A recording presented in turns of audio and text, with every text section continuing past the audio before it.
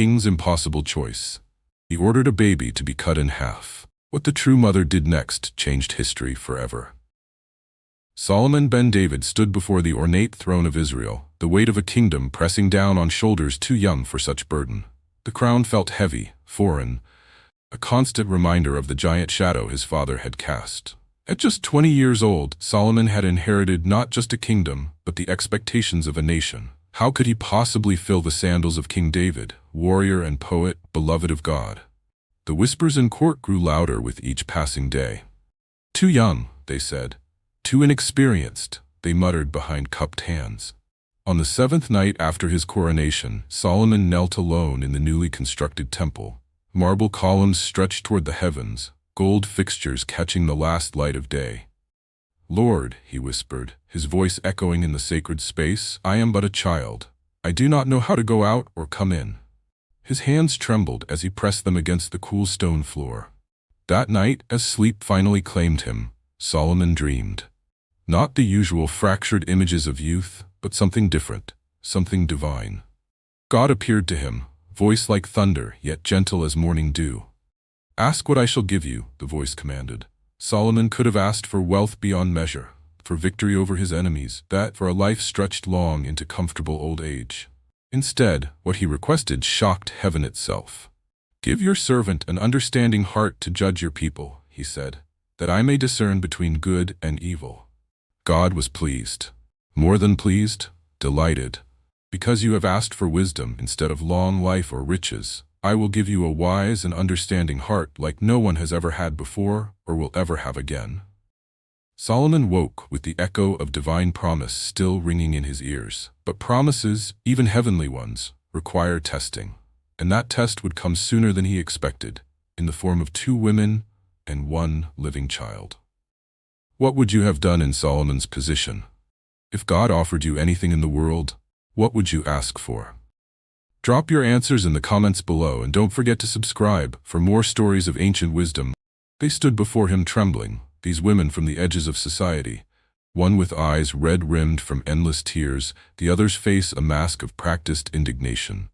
Between them, swaddled tightly against the morning chill, a baby, no more than 3 months old, slept peacefully, unaware of the storm raging around his tiny existence.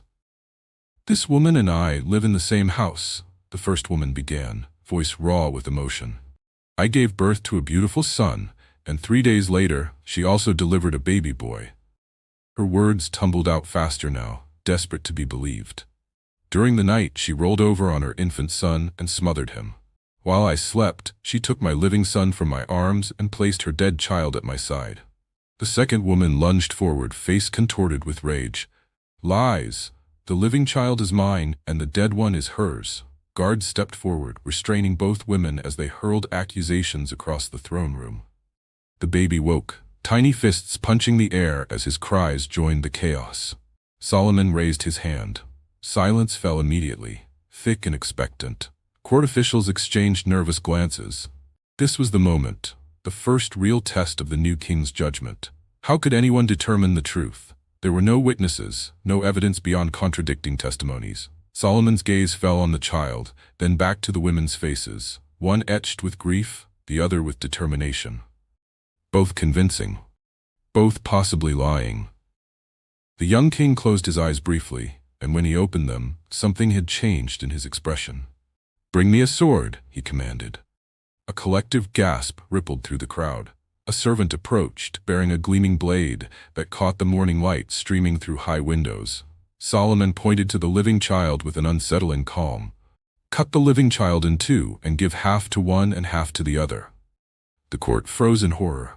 Had their young king lost his mind? Was this the wisdom God had promised? The second woman's face hardened as she nodded. "Let it be neither mine nor yours. Divide it."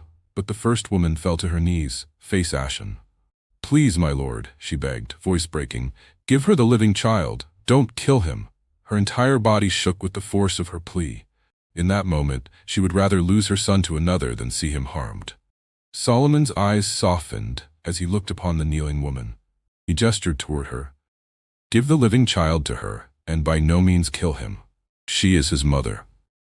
What qualities make a truly wise leader? Have you ever seen someone make a difficult judgment that revealed the truth? Share your thoughts in the comments below. News of Solomon's judgment spread through Jerusalem like wildfire, then beyond, to villages and distant provinces, to neighboring kingdoms and lands across the sea. They spoke of the young king who could see into human hearts, who could untangle the most twisted knots of human deception. The true mother took her child home that day, cradling him close as she whispered promises of protection against his downy head. The other woman disappeared into the shadows of Jerusalem, her name lost to history, her desperate gamble a cautionary tale. But for Solomon, this was only the beginning. People began bringing their disputes to him, complex family feuds, property disagreements, accusations of wrongdoing with no witnesses. Each judgment he rendered seemed to contain some spark of divine insight that left onlookers in awe. Foreign dignitaries arrived at court, bearing gifts and questions designed to test this legendary wisdom. The Queen of Sheba herself journeyed from her wealthy kingdom, bringing caravans laden with gold and spices, determined to prove the stories false.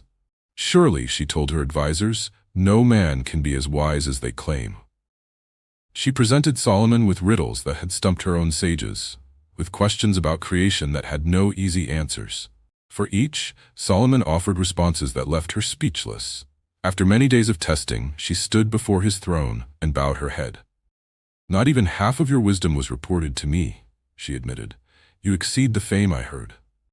Yet wisdom, even God-given wisdom, does not guarantee a perfect life.